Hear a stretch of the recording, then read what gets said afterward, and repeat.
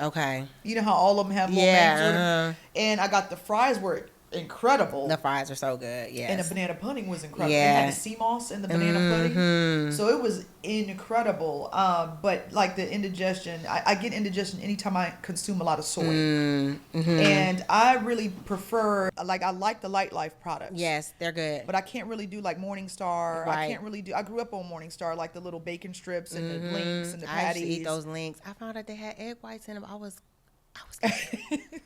No, it's the intention. Like, oh my gosh, you know. But I did enjoy. It was just the aftertaste. Yes. Like how you take like a vitamin and you can taste it as it's working through your system. Yeah. That's the only thing I had. But it tasted great as I was, biting into the burger and all that. The experience was cool because they welcomed us with a big, hey, yo, what's up? I was like, whoa. It's a lot going on. You go in there. You like, yeah. And it startled my son. He was like, what's going on? I'm like, no, this is just embrace the culture. This is Atlanta. This is Atlanta. It's a lot happening here. Yeah. It's a little bit different. It was cool, but, that was my only really critique.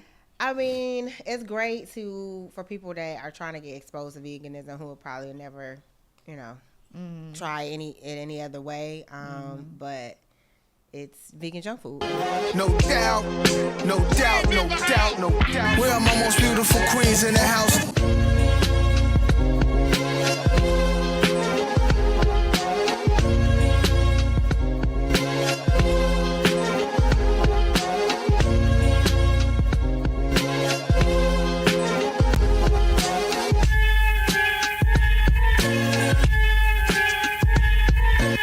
We're my most beautiful queens in the house. Peace, everybody. Welcome to the Queen's Address. Welcome into the Queendom. Okay, it's your girl Jamilah, and I have a very, very special guest in the building today. She's a certified holistic nutritionist. She's a yoga instructor, a plant-based chef, a health coach. She does meal plans, and she's my homegirl. Whitney Braggs, what's up?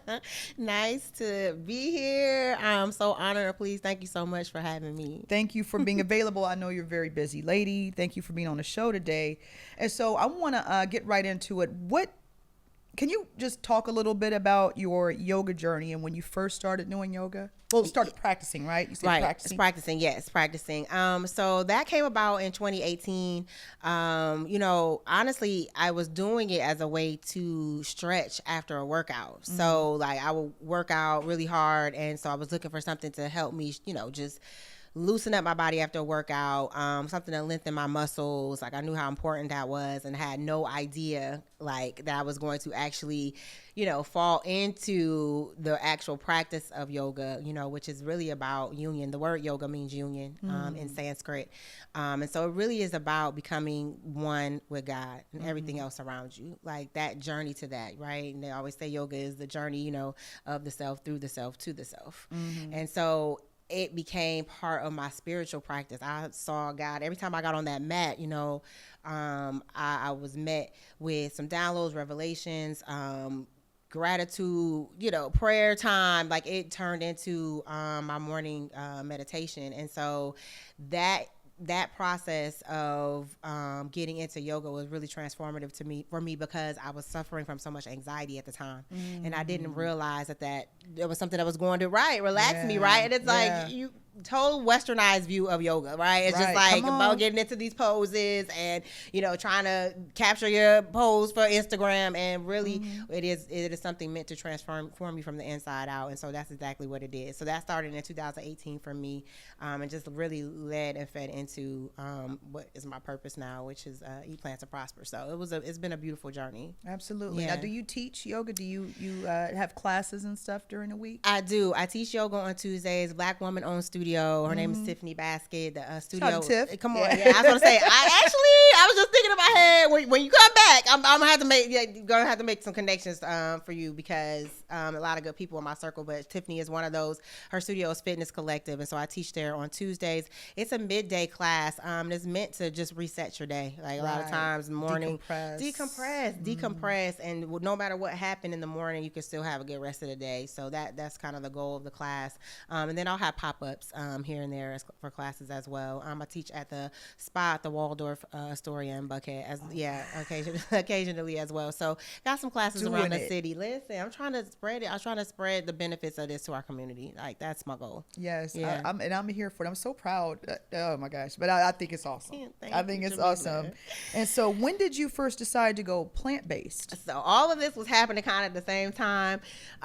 It was 2018, and I had done a Daniel fast with my church for years since 2006. The first year I moved down to Atlanta, did the Daniel fast with the church I was going to at the time, and I felt amazing when I was doing it, and so that kind of stayed with me, and so I would do it every single year. But there's one year I was back at McDonald's at 12:01. After the fast ended at midnight. 12:01. I'm in the line for some French fries at McDonald's, so I kept getting sick over and over again, and so I started researching how to get well holistically, and so a plant-based diet was what I was reading, and I was like, I don't even know what this is because I did not, and I commend and appreciate you and your family and who y'all were in the community. Like, I am so serious because I'm going into talking about vegetarianism, and you guys, that was not something that was, especially growing up in a small town, right? I had no exposure to that. So when I look back and think about the discipline that you guys had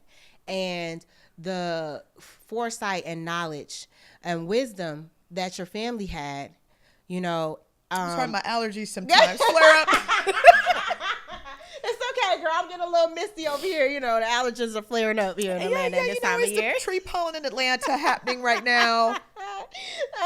But that means so much. It does. You guys were, really visionary in a lot of ways. Shout out to Pop. Shout out to Mom. Come on, man. Pillars in the community.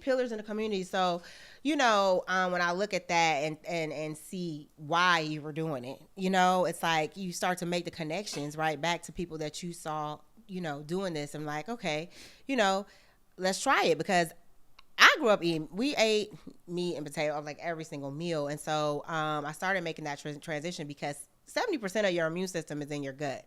So if you're getting sick, it definitely is what you're eating that's impacting that. And so making that change and transition really got me out of being super sick all of the time. And so, I'm thriving now, but that was 2018 to now, and it took me 15 months to kind of whittle down everything. So I wasn't the cold turkey person. There's some people who are like, I'm done today. Me, I had to walk myself back.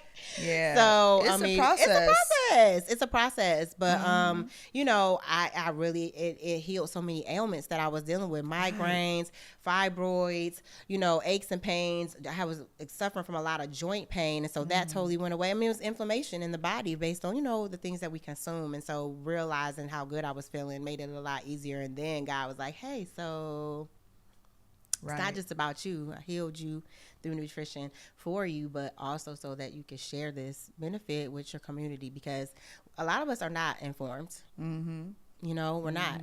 And so I want to be able to help people become knowledgeable so that we can take responsibility for our own health. Absolutely. Yeah. I've had people tell me before, well, if they sell McDonald's and they sell donuts and Little Debbie's and they're not illegal, so I can eat them, right? Like, it's not illegal. I'm like, well, the FDA approved it, that it is edible, but it is not healthy for you, because what are these chemicals? What's high fructose corn syrup and monodiglycerides doing in bread? Right.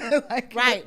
And so I remember my father and my mother making us, trained us to look at the ingredients. The labels. Yes. Because if it was a whole bunch of things you couldn't pronounce, even if it was safe for vegetarians, it was like, don't eat too many ingredients. Yes. I say that the ingredient list is too long.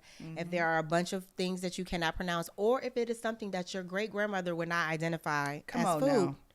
Come on now. We gotta, and we have one. I'm glad you brought this up, because we do have one of the least regulated food industries in the world. The FDA is just approving anything. Right. You know, and it's you not. don't say, well, it won't kill you Right. yet. Yet.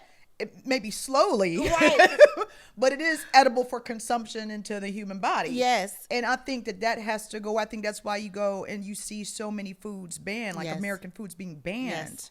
So many in other countries overseas. Yes. You know, and I remember a relative telling me like, oh, yeah, Crafters, or, you know, this one's, and I'm like, oh, well, you can't find it here. You can't find that in London, or you can't find, and I'm like, wow. Yes, no idea. Ketchup, Heinz ketchup, totally different ingredients in the UK. It's different than UK. Yeah. I mean, so they don't care, and they're putting us in that cycle of we're feeding you terrible food, and then you go into the pharmaceutical industry from there because I've got to give you some medication to help your body function because of the food that you're feeding it, and then you go from there to the hospital. Exactly. And then you just keep that's Capitalism. the cycle. Yeah. Yeah. Yes. Just get a prescription. Yes. Right. For something that is curable if you eat plants. Yes, exactly. But they'll never tell you that. So, you know, we got to really take responsibility for our health. I keep saying it lately, and God just keeps putting it in my spirit that eating well is an act of social justice, especially when. Okay, can you say that one more time for the viewers? Yes, eating well is an act of social justice. Come on now. So, Queen. if you are Black and brown, you have been around, know, or currently live in a food desert. So there are no Whole Foods in the hood. Wow. You will not go to the hood in any city. You will not go to the hood in Detroit. You will not go to the hood in Columbus. You will not go to the hood in Atlanta. Anywhere else. Philly, New York, DC, and find a Whole Foods. The Whole Foods are going to be out in the suburban areas. A lot of the access to fresh fruits and vegetables are outside of where we are heavily populated. And so, you know, but you can find some wrap snacks. Come on now. At the corner store. At the Big K and Exactly. So when you eat well and keep yourself healthy and keep yourself out of the cycle of, you know, food industry ridiculousness, right? They're treating us like little lab rats where they're in a chemistry lab building food for us to eat to see what happens and get us addicted and hooked to it. Yeah, toxic which food, it is. Yeah. Toxic music. Yeah. Anything all toxic. All the things. Yeah. We clone Tyrone. Yes. Yeah, exactly. Just throw it in the hood and just drive off. Right, just drive off, try to kill them off. You know, but we keep surviving and thriving. So but let's do that in a way that is actually healthy for us so that we can start passing down that legacy of health where we won't say, oh, that runs in my family when we're talking about diabetes and high blood pressure, but eating healthy and being how it runs in your family. That's what we want. Yes, ma'am. Yes, ma'am. Well, I love it. So we're going to shift gears a second because you're an entrepreneur. Yes. Okay. And what has been some of your greatest highs and maybe some of your biggest challenges? I don't like to say lows, but biggest challenges. Yeah. So some of the biggest high is really just kind of realizing that you can do this on your own, right? And so you've been taught and trained to like go get a job, corporate America, work that job, you know, until you retire, and you know that's that. You know, don't worry about the personal fulfillment, right, or what you feel like your purpose is, because who has time for that when you need to make this money? And I think we need to reverse that and really get ourselves in position to operate in the gifts and talents that God has given us, right? The purpose that He has given us to fulfill, and move into your passion. And when you do that, the blessings will flow to you because you are in flow and alignment with Him, right? And so that has been so gratifying. Like I wasn't expecting the level of fulfillment, right? And it's not like I'm chilling yet. That will come. Okay. Right? That will come. Now, right. But I'm laying the foundation right now. So I'm working. I'm doing a lot of work. And it's just like when you are operating and working for yourself and God is your boss, like, you know, it just changes the context of your life and the experience that you're having. So I did not expect that level of fulfillment, you know, going from basically zero to being able to sustain myself. It's been beautiful. So that process has been good. Some of the lows it is like you are trying to figure out so many things. I'll say I'm everything from the CEO to the janitor for Eat Plants and Prosper. For First one in the building, last one to leave. Turn the lights off, okay?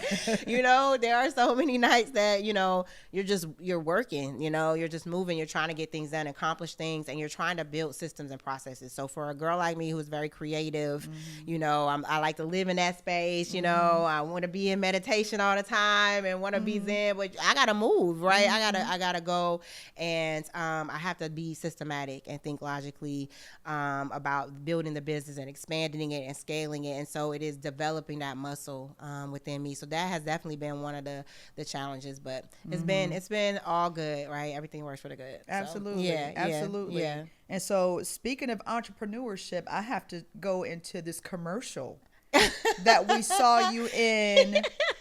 Okay, can you talk a little bit about that commercial that the whole city saw you in and started going crazy? Oh my gosh.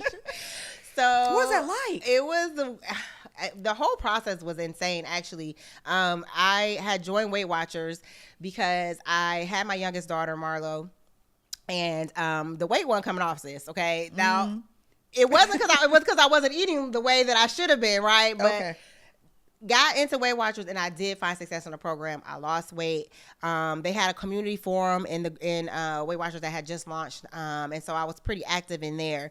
And they were doing an arm challenge, doing push-ups, like lifting weights and stuff. And so I posted a picture of my arms, and one of the editors reached out to me and was like, hey, we have this opportunity. We think you'd be great for it. And I was like, okay. We get on the phone. They're like, so this is a commercial. It has Oprah in it. Like, are you available? Yeah. Right. Like, Oprah, are you serious? Of course.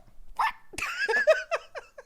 I just was like, this is like literally insane. They're like, yeah, we'll fly you out to LA. Yes, shoot. queen. Yeah, it was and it was a beautiful experience. It was so cool. I was running in the in the ad, so I had to run up and down the street like several times to get the right footage. No, you looked amazing. It was interesting. Yeah, it was an interesting opportunity, and it kind of was. It just shows what's possible. It just shows what's possible when God has you on a path. So proud. So I was excited. I got so much love from everyone. Yes. It was cool. It was a very good experience. It was crazy because we were like, I know her. Oh my gosh. And the whole city went bananas. I'm like, oh my gosh. I remember when she was on the cheer squad in my high school. I know her. Right. She doing it big. Oh my goodness. Something else. It was something else. It was a very good experience. So they came to my house and did like some social shoots too. It was a couple of different things. It was a very fulfilling experience. Yeah, that's cool. I was proud. I was so proud. Thank so you're a very busy woman. Yes. Okay. So how do you balance work life and family? Good question. That has been my word for the year is actually balance. So I don't know what that is amazing that you asked that question, because last year, as I was going into entrepreneurship full time, that balance was really something that I needed to work on because I was spending so much time working. And so I've made it a point, to just focus on my priorities, right? So, that is making sure I'm taking care of myself so that I can be there for my children and my business the way that I should, right? The people that are important to me. And then also being intentional about carving out time. Intentional. Exactly. Be intentional about your schedule, carving out time. This lifestyle affords me the ability to pick my kid up from school. I never was able to do that with my oldest daughter, right? She was always at the after school program until 6:00 when I could get to her. And so that latchkey. Right. Exactly. Right. Exactly. So, just being intentional about making sure I'm picking her up from school. We'll go hang out and have a good time during the day. And then at nighttime I'll get back and pick up with the work. So just being intentional about carving out the space for the things that are important, because you have to, otherwise, you'll miss out on actually enjoying and living your life because you're so busy head down. So it's important to be able to find balance and do both. That's important because you do a lot. Yeah. I watch your lives, and I was going to say, you have a very raw transparency on your lives, your live stream on IG, and it helps others. But is it at all therapeutic for you when you're just kind of like giving it your all on your lives and, your live stream? I can't say, but you're very very raw sometimes. And, you know, I'm like, okay, I connect to what she's saying, and I'm thankful for what it's helping me with, or something I'm, you know, having trouble with today or trouble with last week. But does it help you too? Yeah, so that was one of the things that was the scariest for me, because when a guy was like telling me, you'll share, oh man, you'll lay it all out there, and I'm like, oh, listen, this is what I'm talking about. Yeah. But because I mean, literally, God was like, listen, you can try to operate in this business and keep everything close to the vest and be guarded, and that'll be fine. You'll find moderate success here, you know, or you can actually lean into this and become liberated and free, which is why you went down this path in the first place, and lose and ditch the concept that you need other people's validation and approval, because the people that you want to reach and help are only going to be met there where you're vulnerable, right? Yes. And you're transparent about your journey and your process. And I'm like, I don't want to share, like, you know what I mean? Because it's scary to like open yourself up like that. You know, you've just always been taught, keep it at home, keep it in the house. Like, you don't need I got it all together. Yes. Okay, we are Black women. We have it all together. Right. And really, we're crying in the bathroom later on that night because we actually don't have it together at all, okay? We just keep up an appearance sometimes. Exactly. And so in a world full of fake, authenticity is so valuable, and I do think it is, and I do think that is what, you know, people are drawn to, you know, when it comes to my business, because I am going to be honest with you and open with you, and I am going to be raw and vulnerable and transparent. And I hope that encourages you to do the same, and not even necessarily with me, because maybe you're not there yet, but like in your own life, like, are you operating in this level of transparency? Because in vulnerability is where like you can really experience and feel the things that you should, and we're here to experience. You can't really feel love like that if you're not willing to be vulnerable and open and transparent. And so we've been taught to be so closed off and kind of closed-hearted that, you know, I want to just be the opposite of that, and hopefully it inspires people to do the same. It does. I know it inspired me. And it sometimes, especially during the I'm gonna move over to the Daniel fast, especially during I do the Daniel fast every year, and I take notice of the recipes, the tacos, the, you know, the quinoa, the chili, every year with the same group. And so it's become a movement for you in a lot of ways, because I go through the comments and read what other people are doing. And a lady would be like, okay, well, I made cabbage and brown rice, or I made jerk, you know, vegetables with a little quinoa. And so I'm reading through your comments like, okay, because I'm running out of ideas, you know, right? And just every year it just seems like the movement is growing. Now, can you talk a little bit about your passion for the Daniel fast? Yes. So I love talking about this. So thank you so much for asking. You know, Daniel fast was my introduction into plant-based life. And so because I had done it, I believed that I could actually start to go more plant-based. And so from there, it changed everything, because once God healed me on the physical level, that's where the mental and spiritual healing and the emotional healing, it started coming. And so I realized the transformative power of plants and what it can do, even if it's just getting your body healthy, right? Because that is the first step. Then once you create the capacity on a physical level, then everything else starts to open up for you as well. And so I think it's a good first step for people. So people that have never, you know, gone plant-based or eaten, you know, this many plants in their life, or people that just want to do better. There are people who are doing it for health reasons, whatever. I think the first step as a Daniel fast is such a good entry point into it, especially at the beginning of the year, because everybody is trying to get healthier, but may not have the prescription to do it, right? So when you are given like, okay, here's what you can and can't eat. And then there's also a spiritual component of it. So I do write a new devotional every single year, a new devotional every single day for the 21 days of the Daniel fast. You're praying, right? You're meditating, and you're filling your body with good food. There's nothing but good that can come from it, even if it brings up a lot of things to the surface, because that is what it's meant to do. You're detoxing yourself on all levels. Exactly. So the power of introducing people to that, no matter if they just get the food part in the beginning, the next year when they come back, right? It's a kind of a build on, and so I just think it's such a powerful thing, and I'm grateful to try to push it forward, because it's linking. It's growing. Yeah, too. Well, it is.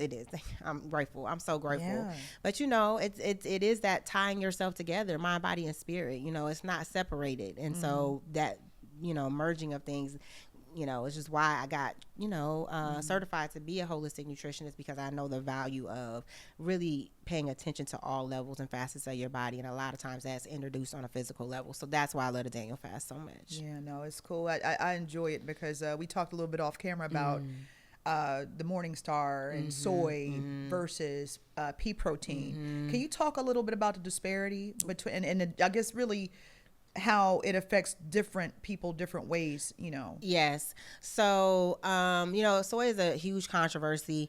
It's one of the most genetically modified foods. So I do think that a lot of times is really what the culprit is behind the soy. So if you are going to eat soy products, try to make sure that they're non-GMO, and that they're organic. But I do think there's something that, should be limited, and it's not something that you should take on and eat as much as you would something that is made fully from plants. So if you're dealing with something that is made from a pea protein, a lot of times it's a lot healthier for you, for your body, than you would soy products. And things just impact and affect people differently, to your point, And so I do encourage people to try and test things out, see how your body feels when you're doing something. If you're eating a bunch of soy products, you don't feel good. You need to eat more plants, and a lot of the soy products that we're eating are not just straight up, organic tofu. These soy products are processed foods, some of the pea products as well. They're not allowed on the Daniel's fast. Yeah, they're right. They're not allowed on the Daniel's fast, right? Because it is still processed. It is still heavily processed food. A lot of it is vegan junk food. And so we have to think about it as such. Just because it's not an animal-based product doesn't mean that it's healthy. And so turning the package over, the front is for entertainment. The back is for education. There So you go. it says on the front. Yeah. It says on the front that it's fat-free. Yes, but you flip that over and they compensated for no fat with a whole bunch of sugar, right? Exactly. So gotta And read artificial flavors. Artificial flavorings. Yeah. Natural flavorings. What is that?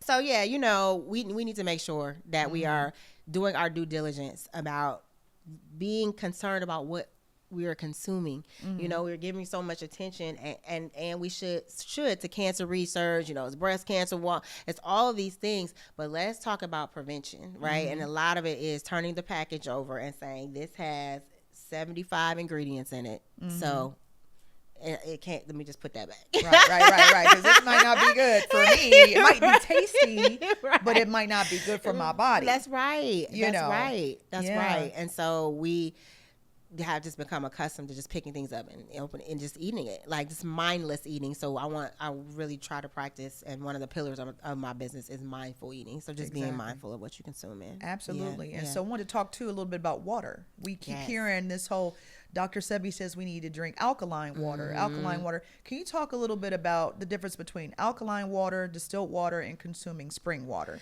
So I'm a huge spring water fan. Anything that's close to the natural source as possible is my whole shtick. Like, we just put our hands on everything, right? So it's a million hands, different hands on it. It's like it's gone from this plant to that plant to this. If you can get things that are bottled at the source, like, I think that is A1. And so that to me is up there. Alkaline water, I go back and forth about it. If you're not going to be eating a lot of alkaline foods, then you may, yes. Right, or like, is it what do you think about the electrolyte? Do you think it's like first cousins with alkaline, or is it like electrolyte a little bit of different kind of If vibe? you want to do electrolytes, I get some coconut water. So again, like mine is I've heard that. Midwest, yes. So minimal processing is my whole thing, right? That's my whole thing. So sometimes the electrolytes, people are adding, they're touching it. Like if it's multiple hands, again, same thing with that's what's wrong with factory farming and all that. It's too many hands touching it. So everybody that does touch it, then it's less natural, right? It's taking away from its value, right? That's why brown rice is better than white rice. They took the white rice, they stripped all the fiber down, and now it's less healthy than it was. The more hands that get involved in the processing of something, the more likely it is Humans to be. always messing something up. God put the medicine in the food, and here we go. Well enough alone. Just touch it. Why y'all gotta colonize everything? Colonize everything. Okay, you took an apple and turned it into Apple Jacks. God is like, what? I gave you apples. That's my candy for y'all. Right. I gave you cherries. What is cherry flavor doing in Come on now. No, seriously. Come on now. Seriously. So with the electrolytes, I kind of feel like that. I kind of feel like, okay, now y'all doing too much. If you're interested in electrolytes, drink coconut water. Yes. Right? You're going to get all the electrolytes you need from that. Alkaline water, again, is great if, you are not going to be eating electric foods, so many electric foods. If you're eating things that are very alkaline, you don't necessarily have to worry about trying to get it in your water. Is it beneficial? Sure, it can be, but I don't think it's absolutely necessary, right? My thing is spring water. My thing is trying to get something that is close to the earth as possible, right? That's bottled on site.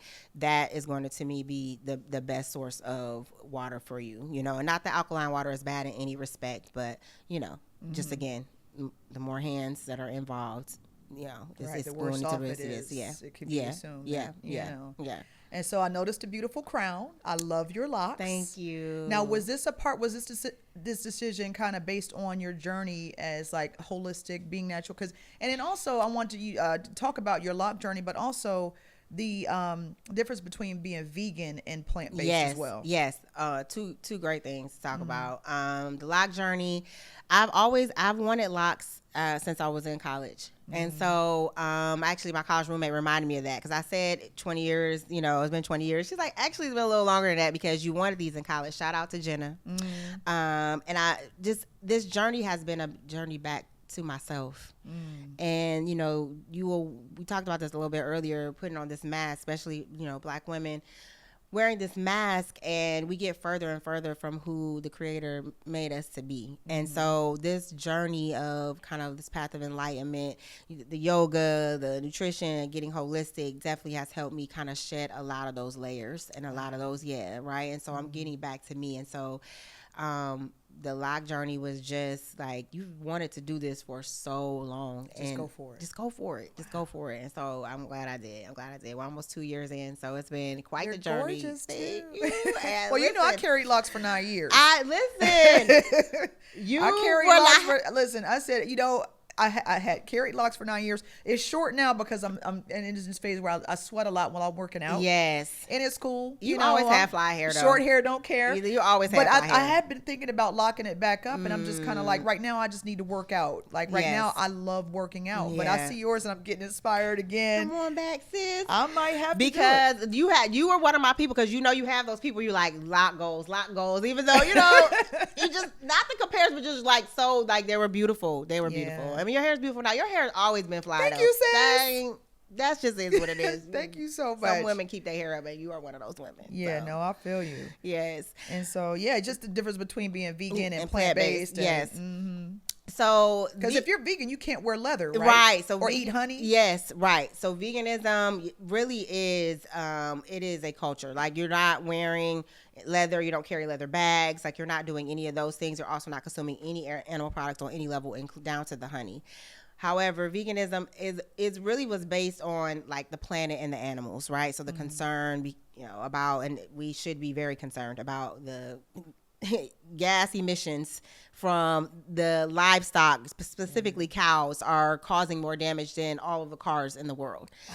So this beef production is crazy, but it's a crisis. It's a crisis. Yeah. It's a crisis. So the vegans are concerned about the mother Earth and the animals, right? That's kind of why you're doing it. So you're not, again, no leather coat. You're not doing any of that. Even makeup and stuff. Right. Even makeup. Right. Exactly. Wine. All of these things. But not necessarily the focus on health. So there are some healthy vegans, but there also is a lot of vegan junk food. I mean, there's vegan ice cream, vegan cookies. We talked about all the vegan meat options now. There's so much vegan processed food. So veganism is not synonymous with being healthy. Right. Plant-based is synonymous with being healthy. You're eating as many minimally processed foods that are from the earth as possible. So, there are some people that are plant-based that do include, some dairy in their diet. They'll include some eggs in their diet, perhaps, but they primarily are eating most of their food from plants, and those foods are as close to natural, close to the earth as possible. So that's the difference between veganism and plant-based. Yeah. Yeah.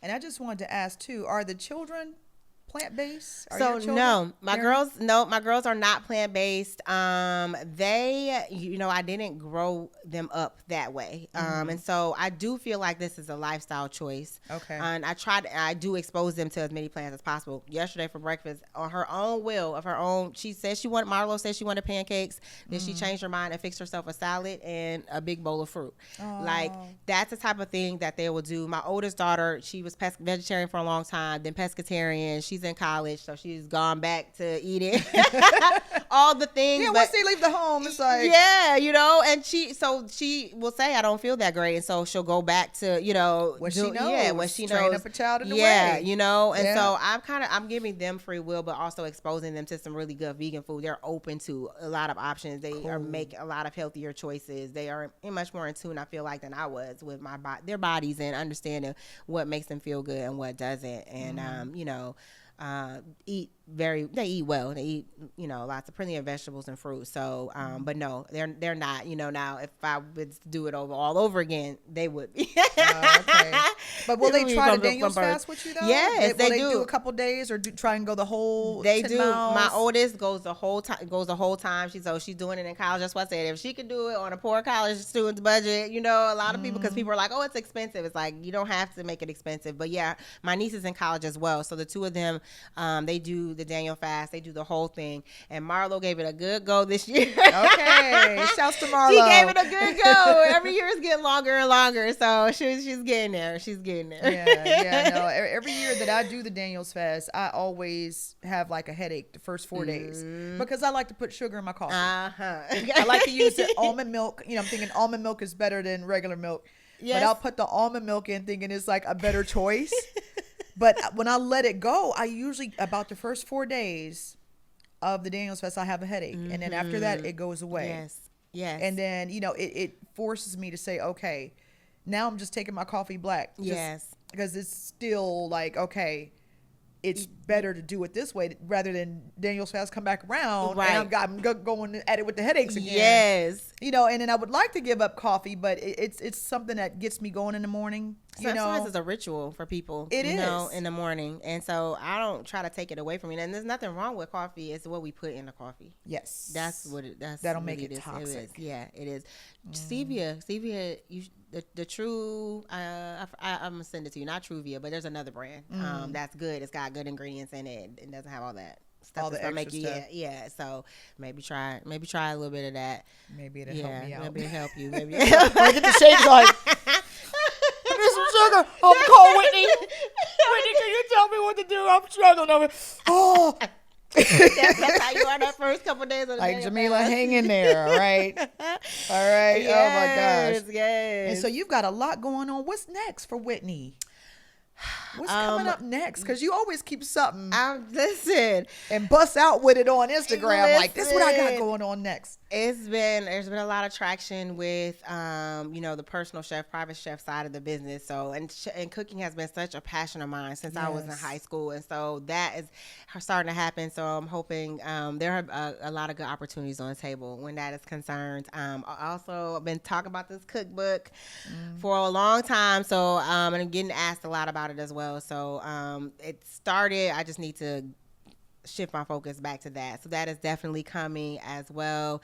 And will you announce a launch for it? Yeah, so I'll we announce can pre-order and stuff? Yes, all of that will be happening for sure. More yoga events. I want to do more yoga. So, I plan to do a couple of pop-ups this summer.